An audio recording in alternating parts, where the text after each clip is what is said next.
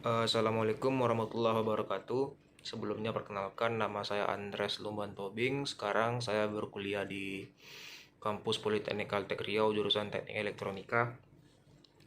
Saya kelas 2 TA dengan NIM 1920401006. Baik, di video kali ini merupakan video tugas dari UTS saya, UTS Enabling Skill.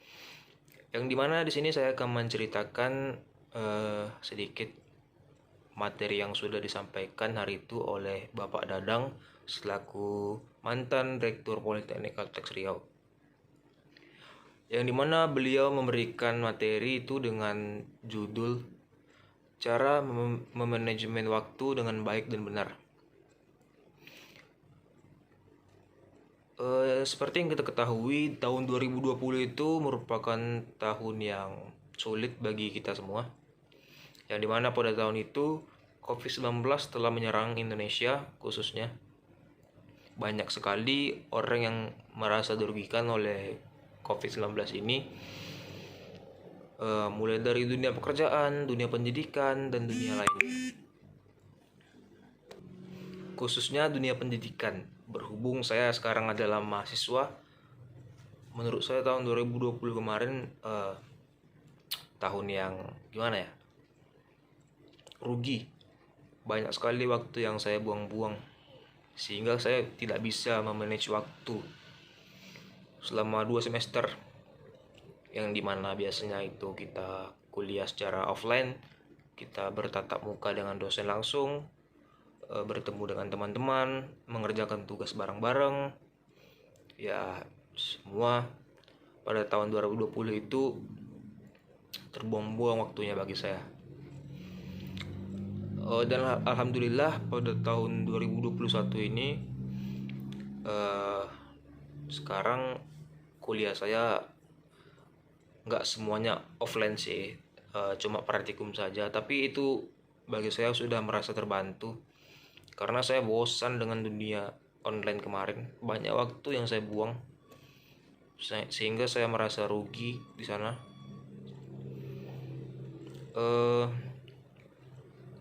Kegiatan-kegiatan yang saya lakukan setiap harinya tuh ya seperti biasa.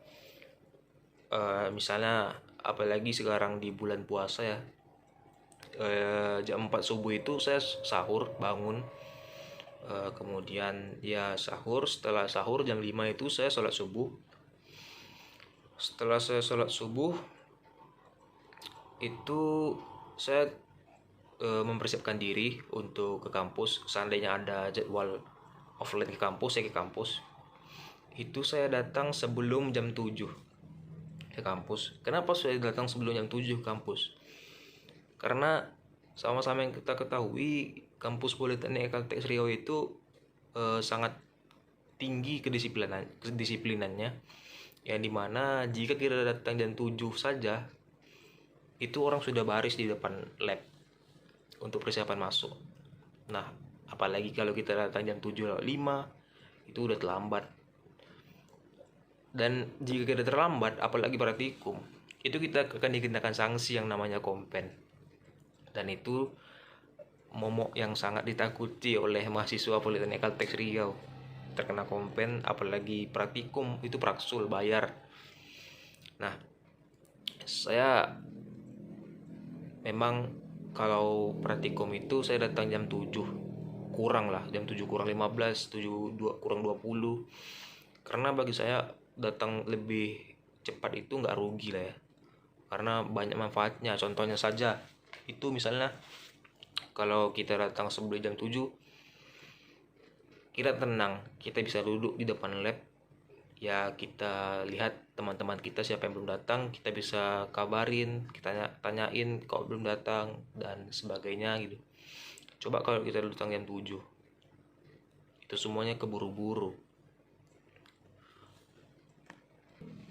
Nah, setelah jam 7 datang ke kampus, kita masuk ke lab praktikum dengan peralatan yang telah disediakan. Setelah kita praktikum, ya kita pulang. Seandainya ada jadwal lagi siang, itu biasanya masuknya jam 1. Seperti yang saya sampaikan tadi, saya datang lebih awal 20 menit biasanya. Kemudian Kalau udah masuk siang itu pulangnya biasanya jam 5 biasanya. Setelah pulang itu saya pulang langsung ke rumah. Karena ada kegiatan lagi yang harus saya lakukan, itu biasanya saya memberi makan ternak saya. Dan kebetulan saya di sini beternak ikan, ayam.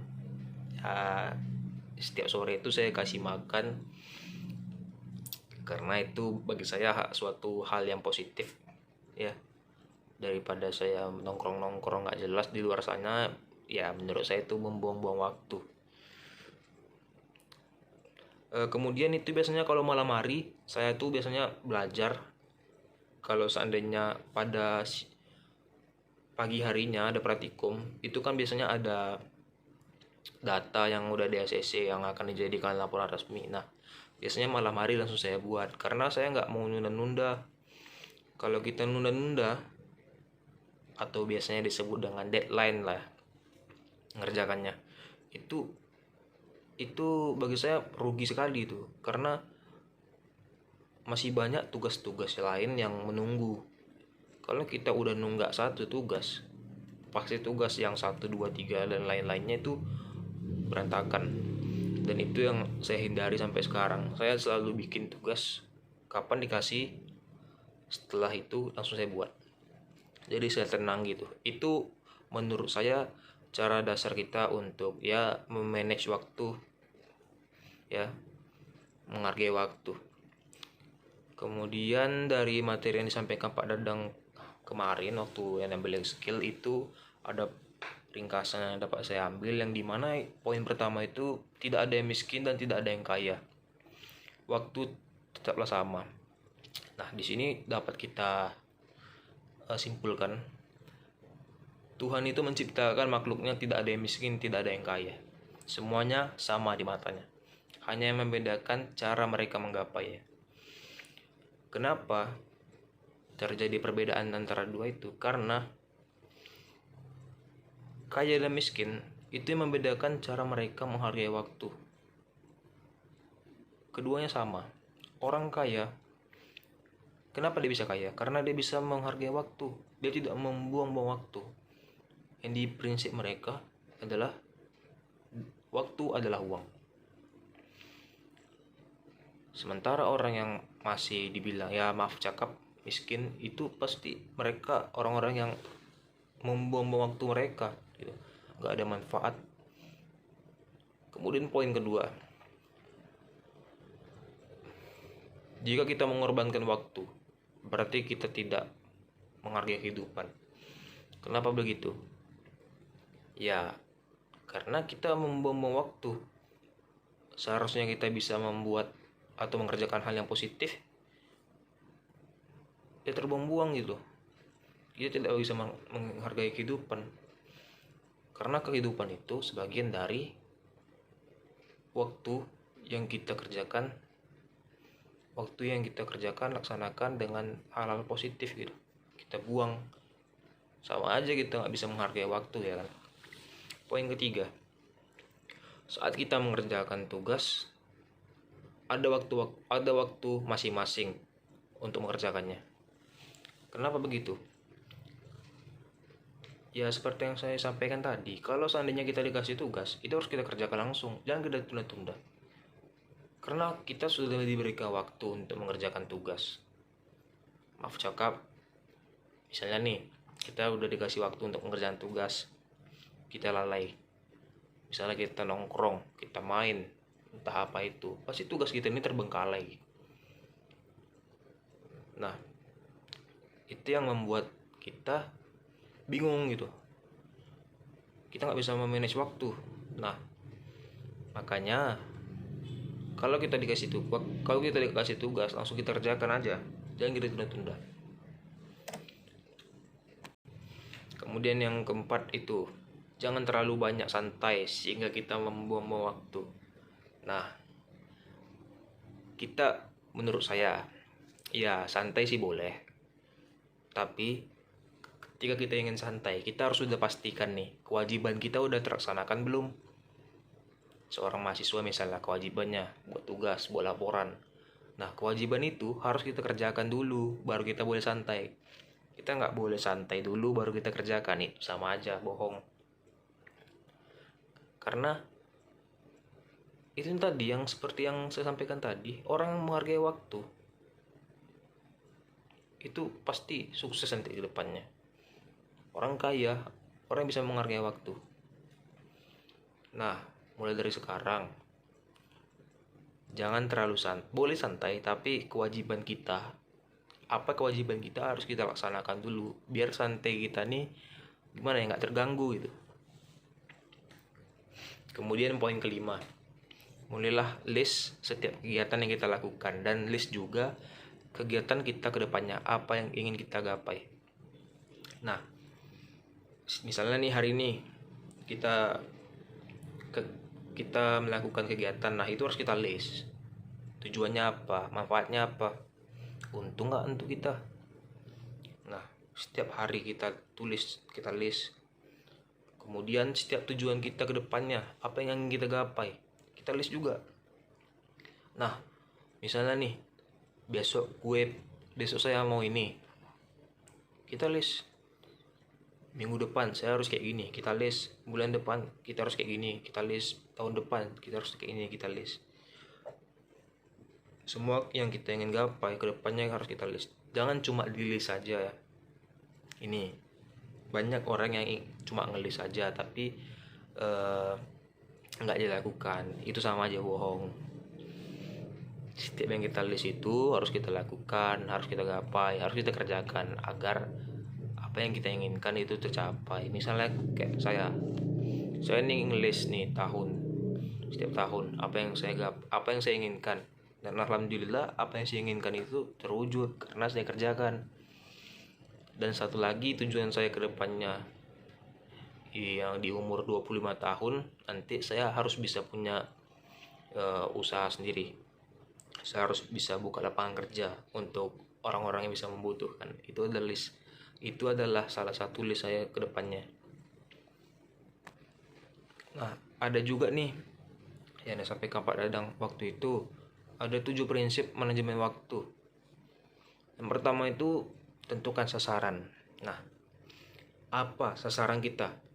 Apa yang kita ingin gapai? Kita harus tentukan sasaran kita itu apa ke depannya. Misalnya tahun depan saya harus kerja di sini. Itu sasaran. Jangan cuma sasaran, kita harus kerjakan, harus berusaha. Kemudian yang kedua, selalu aktif.